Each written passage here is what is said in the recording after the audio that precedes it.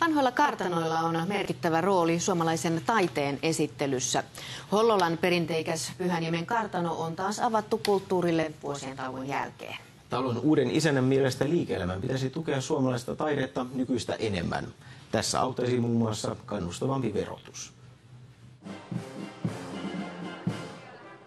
Hollolan taidekartanossa ei ole enää hiljaista. Pyhäniemessä raikui tänään monipuolinen musiikki, kun talo avattiin taas yleisölle 7 vuoden hiljaiselon jälkeen. Vuonna 1780 valmistunut kartano on nähnyt tuulet ja tyvenet. Kerran se on jopa hävitty uhkapelissä Monte Carlon kasinolla. Mutta nyt suojelijaksi saapui itse pääministeri. Ja uusi omistaja, pankkiiri, lupaa sitoutua taiteeseen. Mä oon viettänyt lapsuuteni kesät Päijät-Hämeessä ja itsekin kävin täällä lapsena taidenäyttelyissä ja sitä kautta jäi hyviä muistoja. Avajaisnäyttelyssä täällä esittäytyy suomalainen nykytaide, 22 taiteilijaa. Tämä on H.C. Bergin akryyliheijaste.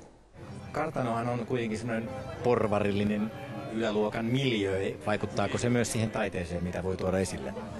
No kyllä se on että kartano nimenomaan niin peräänkuuluttaa rohkeutta, että miten välillä aika rajutkin teokset sijoitetaan kartanomiljööhön ja mikä on se sellainen hedelmällinen vuoropuhelu ja dialogi, mikä voi syntyä nykytaiteen ja sitten toisaalta tässä hyvin perinteisen miljöön välillä. Pääministeri Kiviniemi kehuskeli kartanon herra Lehtoa moderniksi mesenaatiksi, joka uhraa vaurauttaan hengen elämän hyväksi. Mutta Lehdolle tämä ei ole hyväntekeväisyyttä, plussalle pitäisi päästä edes vähäsen.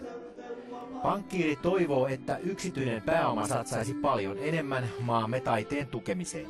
Ehdottomasti. Ja yksi iso houkutin olisi verohoukutin. Jos yritykset ja yksityishenkilöt saisi verotuksessa vähentää lahjoituksia taiteen, tieteen, minkä tahansa osa-alueen tukemiseksi suoraviivaisemmin ja selkeämmin, niin mä uskoisin, että se toisi tasapainottavan elementin julkisen rahoituksen rinnalle.